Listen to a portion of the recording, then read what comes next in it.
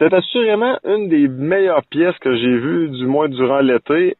C'est une pièce qui va faire rire un petit peu tout le monde. Je pense qu'il y en a qui vont se reconnaître, il y en a qui vont peut-être juste se laisser aller, se laisser divertir. Mais chose certaine, la pièce Pierre, Marie et le démon, qui est présentée par le Théâtre des Bâtisseurs de Montagne du côté de Thetford Mines, est assurément une pièce à voir. J'ai avec moi celui qui joue le rôle de Pierre, c'est-à-dire Louis Côté. Salut Louis, ça va bien? Salut, mais oui, merci. Louis, ça fait longtemps quand même que tu es dans le monde du théâtre. Ton amour pour cet art qui ne cesse de nous impressionner date de quand? Ah, ça date de l'école primaire. Ah oui? Oui, j'avais joué dans une pièce en 6e année. Les enseignants nous avaient permis de monter un petit spectacle avec un texte et tout. Puis déjà l'intérêt s'était présenté, puis ça a continué au secondaire, au cégep, puis ensuite avec la troupe des Cabotins à Thetford Mines, puis finalement avec la troupe du nouveau théâtre d'été de Saint-Pierre-Baptiste dans le coin de Plessisville, où j'ai joué plusieurs étés. Puis ouais, fait que ça date de quand même assez longtemps.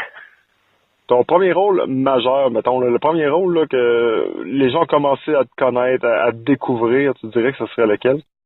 Ben, je pense que c'est à Saint-Pierre-Baptiste, dans le rôle de Simon Bouchard, qui était dans la pièce Sous-sol à louer. Fait que là, ça fait longtemps. On parle de 1995, là, le deuxième été du théâtre à Saint-Pierre, oui. Juste pour le fun, le rôle ressemblait à quoi? Ah, c'était un rôle vraiment particulier. C'était l'histoire d'un gars qui louait son sous-sol à 2 personnes en même temps, mais à des moments différents parce qu'il manquait vraiment d'argent, puis il fallait fallait qu'il se débrouille pour essayer d'avoir des entrées multiples. Et évidemment, il arrive une semaine où est-ce que la personne qui est pas supposée être là la semaine décide de rester. Puis là, ben il faut qu'il se débrouille pour que ces personnes-là que les 2 locataires qui savent pas qu'ils sont 2, qui se rencontrent pas. Ça, c'était un très beau personnage. Un personnage qui fait des bêtises pour s'en sortir, mais qui est sympathique au public, qui veulent qu'il s'en sorte, là, puis qui trouve une solution. Ouais. Qu'est-ce qui te passionne le plus dans le théâtre? Ah, je te dirais qu'en premier, c'est le travail d'équipe. C'est de travailler avec des personnes à monter quelque chose pour divertir les gens, pour que les gens passent un bon moment. Mais dans ce travail d'équipe-là, il y a une relation de confiance qui doit s'installer parce que tu es dépendant les uns des autres. Pour que le spectacle fonctionne, oui, des fois, on a un personnage ou 2 qui font plus rire que les autres, mais si les personnages qui sont moins drôles dans leur nature remplissent pas bien leur rôle, ben ceux qui ont à être drôles, là, si je peux dire ça comme ça, ben ils sont moins drôles parce qu'il faut que tout le monde travaille ensemble. Fait que moi, cette énergie-là du travail d'équipe, de la collaboration, de l'interdépendance qu'on a ensemble, c'est quelque chose que je trouve qui est très, très particulier au théâtre, puis qui montre le meilleur de l'être humain. On va parler un petit peu des rôles que tu as eus dans le passé. Si jamais tu devais me nommer le rôle qui te ressemble le plus dans la vie de tous les jours, ce serait lequel? Ouf, dans la vie de tous les jours, c'est difficile parce que comme j'ai joué plus particulièrement dans du théâtre d'été, ça reste des personnages qui sont souvent assez stéréotypés, si je peux dire. Là. Ouais.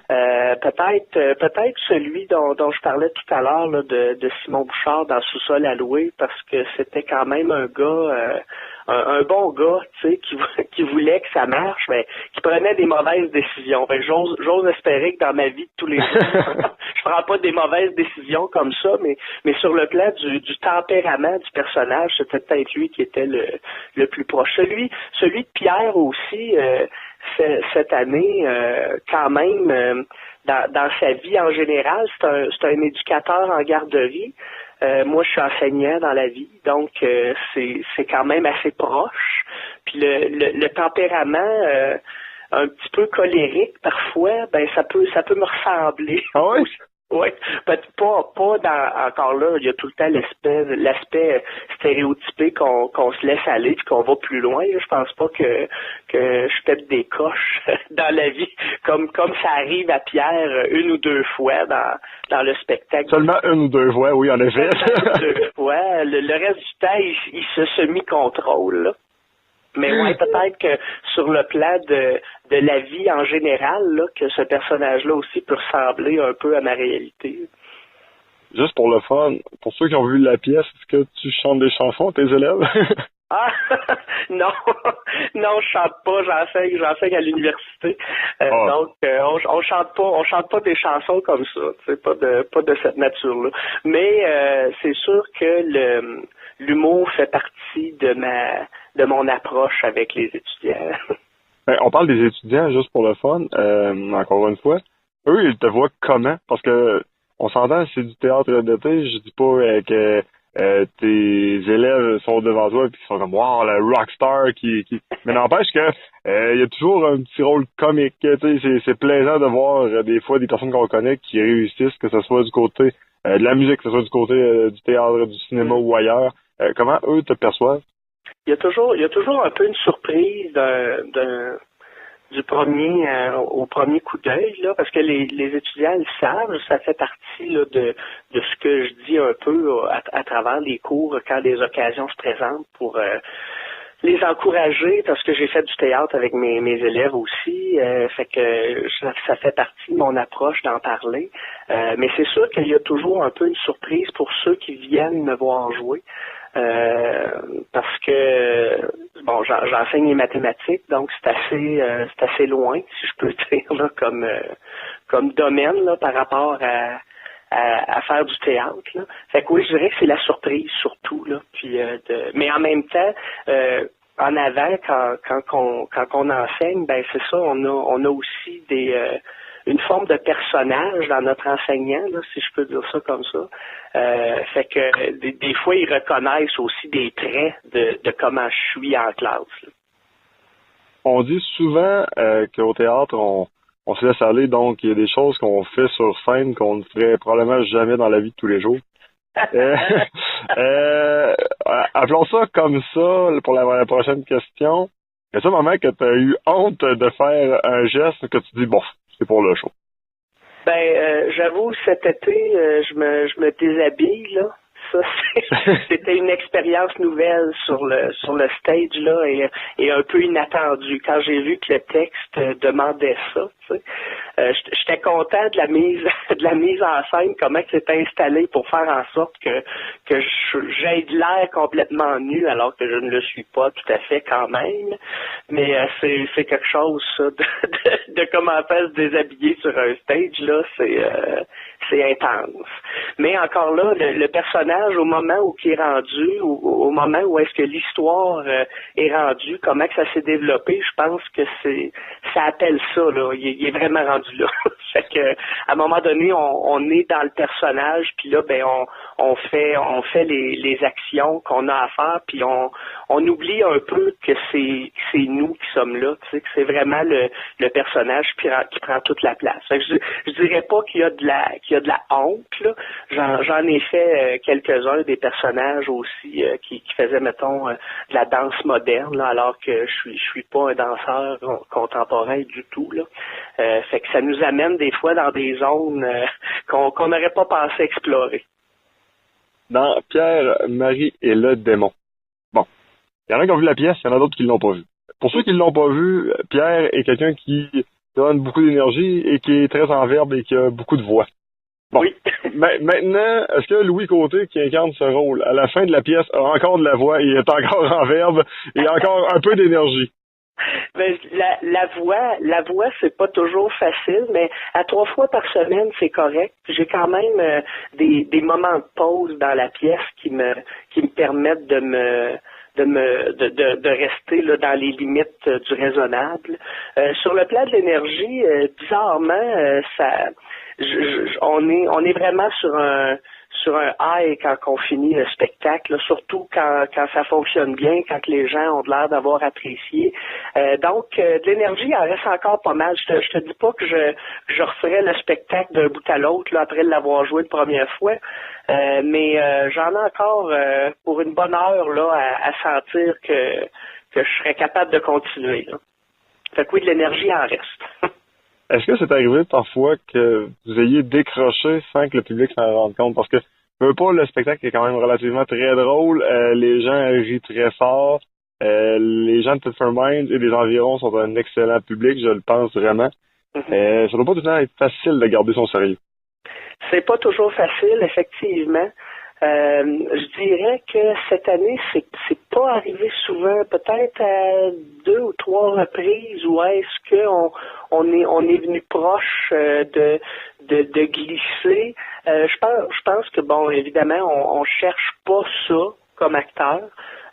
Mais il peut arriver des circonstances où est-ce que ça se produit, puis là, ben, quand le public s'en rend compte un peu, sans laisser traîner la chose, on peut, il faut l'assumer aussi que ça peut arriver. Bon, puis, mais je sais pas. Je pense que ça arrive souvent que le public se rend pas compte de certaines choses qui se passent dans le spectacle. Parce qu'il y a des éléments quand on joue un spectacle 29 fois comme on le fait cet été, ben il y a des éléments de surprise, des choses qui nous surprennent nous-mêmes, les acteurs, là, en cours de route. Des personnes qui viendraient voir le show 3, 4, 5 fois verraient des nuances, verraient des choses qui sont pas tout à fait pareilles, puis seraient peut-être plus sensibles justement à des petits moments où oups, on dirait là qu'il y a un petit quelque chose là qui est en train de se passer là. Mais grosso modo, je pense qu'on réussit à garder notre concentration, puis à pas trop dévier là sur le plan de s'échapper là puis de sortir un peu de notre personnage. Maintenant, Louis, on va être rendu avec les questions shotgun. Je te pose des questions qui viennent toujours de me sortir de la tête. Il n'y a rien d'écrit, il n'y a rien de pensé. Et ce qui est le fun là-dedans, c'est que toi non plus, tu as le droit de penser. Il faut absolument que tu répondes tout de suite. Okay. On risque d'avoir beaucoup de plaisir. Première question, on commence avec la plus tough, je pense. Dans la pièce, ça donne que Pierre, à un moment donné, il commence à être proche pas mal, beaucoup trop de monde, probablement. D'après toi, es-tu plus proche à la fin du démon ou de sa Marie? Je pense qu'il reste proche de Marie. Ah oui? Ah oui, je pense que Marie aime beaucoup le démon, mais je pense que Pierre, lui, c'est toujours Marie, sans aucune hésitation. Marie devait choisir entre le démon et son Pierre. C'est pour le choix ultime, là. Qui c'est qu'elle prendrait? Ah, je pense qu'elle va choisir son Pierre quand même. Ah ouais? Mais oui, mais c'est sûr que le démon, il amène une dimension qui n'existe pas dans le couple. Fait que je pense qu'elle choisirait son Pierre. À la fin, surtout, je pense qu'elle choisirait son Pierre. Pour Louis, maintenant, qui a joué avec Raphaël, il y a eu des rapprochements, mais pas dans la pièce, vous n'avez pas le choix. Ça a-tu été dur de pas rire? Parce que, honnêtement, moi, je m'imaginais faire ça avec, un exemple, un de mes meilleurs amis de gars, puis ça aurait vraiment été dur de pas décrocher, là. Ben, je te parlais de la confiance tantôt, hein, puis oui. C'est un des éléments de l'équipe de cet été. C'est une superbe équipe, une capacité de discuter puis de vivre les choses ensemble puis de comprendre qu'est-ce qui est à faire dans le spectacle pour le rendre efficace. Fait que je dirais qu'avec Raphaël, c'est ça. La confiance s'est installée. Puis à un moment donné, tu comprends que là, c'est des personnages qui sont en train d'interagir ensemble. Puis non, il y a pas eu de c'est sûr que des fois il y a eu des petits malaises dans les répétitions quand là il faut placer des choses puis on se rend compte que là on a à faire des rapprochements auxquels qu'on ferait pas en temps normal là. Mais non, quand la confiance est installée là, je dirais qu'il y a pas de souci sur ce plan-là. Selon toi, un professionnalisme là, de la part de tout le monde. Selon toi, la morale à retenir de cette pièce-là?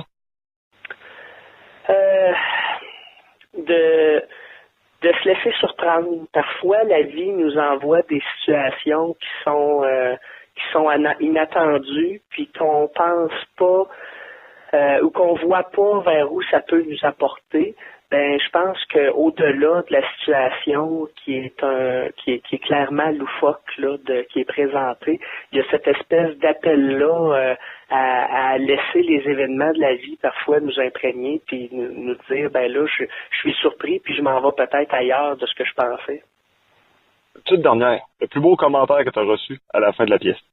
Ah bon Dieu, il y a quelques personnes cette année qui m'ont comparé à Olivier Guimond. Ah oui. Honnêtement, oui, je veux dire, je le partage, puis en même temps, je suis quasiment un peu gêné, tu sais, parce que j'ose pas se comparer à un monstre comme ça, mais en même temps, c'est tellement touchant de se faire dire ça par des gens, tu sais, puis je pense que c'est une manière pour eux autres de montrer à quel point ils ont apprécié mon jeu. Qui ont apprécié le spectacle en général. Fait que ça c'est un commentaire que j'ai eu de quelques personnes cette année puis qui m'a beaucoup, beaucoup touché. As-tu l'impression que ta carrière dans le théâtre est loin d'être terminée? Je sais pas. Je t'avoue que j'y vais vraiment au rythme des offres qu'on me fait. J'ai joué beaucoup quand j'étais étudiant, quand j'étais dans la jeune vingtaine. Ensuite de ça, ben c'est la famille qui a pris la place. Puis là, ben les enfants sont plus grands, fait que ça me donne l'opportunité de recommencer un peu à faire ce genre de spectacle-là, mais il faut vraiment que ce qu'on me propose m'intéresse. Cette année, quand Germain Nadeau, le metteur en scène, m'a approché puis qui m'a présenté le texte, c'était vraiment un des textes les plus forts que j'avais lu dans ma carrière. Fait que ça m'intéressait vraiment de jouer ce personnage-là. Fait que je sais pas, j'y vais vraiment là selon les possibilités, puis la réalité de la famille, ben fait aussi partie de la dimension. La pièce de théâtre a commencé le 22 juin, ça se termine le 25 août. Fait que tranquillement, mais sûrement, on arrive vers la fin. Il reste encore des bonnes dates. Si je me trompe pas, vous jouez le mercredi, le vendredi et le samedi, c'est bien ça? Tout à fait, oui, jusqu'au 25 août. Donc, il reste sur la présentation. Celle de ce soir, du 15 août est déjà complète. Fait que si les gens veulent venir nous voir, faut se préparer bientôt. Sur le site lepointdevente.com, il y a la possibilité d'acheter les billets en ligne.